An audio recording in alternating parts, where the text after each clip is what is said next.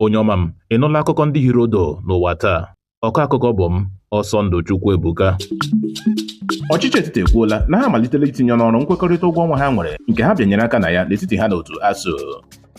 Ụlọọrụ nchekwa DSS anwụchiela ndị uwe ojii na ndị ọrụ imigreshọn bụ ndị gbochiri nwụchi a chọrọ ịnwụchi El-Rufai n'ọdụ ụgbọelu Nnamdi Azikiwe n'ọnwa gara aga. Ụlọọrụ NNPC, Dangote na ụlọọrụ ndị ọzọ na-erepụ mmanụ petrol n'ala anyị ebugola ọnụego mmanụ petrol ugbu a dịka ọnọdụ ọgbaghara na obi erughị ala na ugbu a na mpaghara Middle East nke sitere n'agha dapụtara n'etiti mba Iran na mba US. Aka na-achị steeti Adamawa Amadu Fentere ekwuola ugbu a na ya na Atiku anaghị ese okwu ọbụla kama na-enweghị onye mpaghara ugwu ọbụla nke kwesịrị ịzọ ọkwa onye isi ala n'ime afọ 2027 dịka nke ahụ ka bụkwa oge ndị mpaghara ndịda. Mba US adọọla aka na ntị na mba Iran ga-awakpo obodo Iran nke nwere mmanụ petrol n'ebe ọ dị ukwuu n'ime mba Saudi Arabia dịka onye isi ala Trump agwakwala mba Iran na oge agafeela inwe mkparịta ụka udo ọbụla.